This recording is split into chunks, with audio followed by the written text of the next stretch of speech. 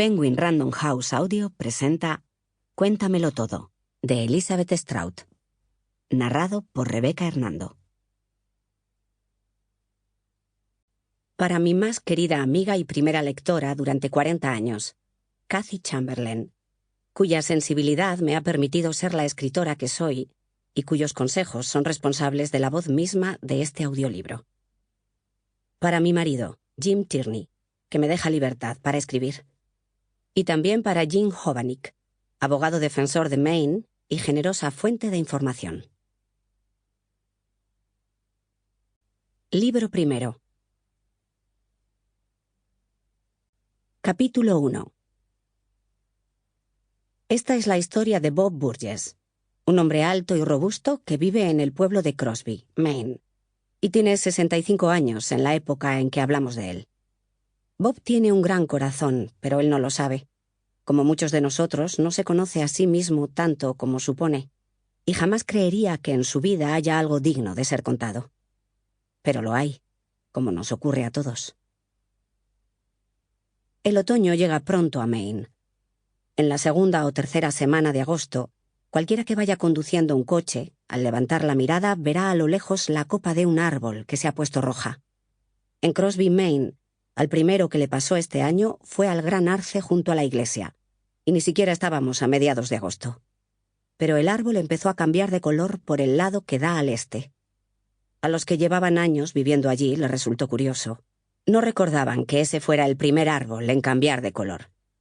A finales de agosto se había convertido en algo entre anaranjado y amarillento, más que rojo, que se veía al doblar la esquina de la calle principal. Y después llegó septiembre. Los veraneantes regresaron al sitio de donde habían venido, y muchos días solo pasaban unas cuantas personas por las calles de Crosby. En conjunto, las hojas no parecían brillantes, y la gente suponía que se debía a la falta de lluvias que había sufrido agosto, y también septiembre. Unos años antes, la gente que entraba a Crosby desde la salida de la autopista de peaje pasaba por un concesionario de coches, una tienda de donuts y una cafetería. Y también por delante de grandes casas de madera destartaladas, cuyos porches albergaban cosas como ruedas de bicicleta, juguetes de plástico, perchas y aparatos de aire acondicionado que llevaban años sin usarse. Y en una de esas casas vivía un hombre de mediana edad llamado Ricky Davis. Era corpulento, se emborrachaba con frecuencia y a veces se lo veía inclinado sobre la barandilla del porche lateral de su casa, con los pantalones a medio bajar, enseñando el enorme trasero, raja incluida, a los que pasaban por allí, y quienes no habían visto hasta entonces el espectáculo volvían la cabeza para mirar con asombro.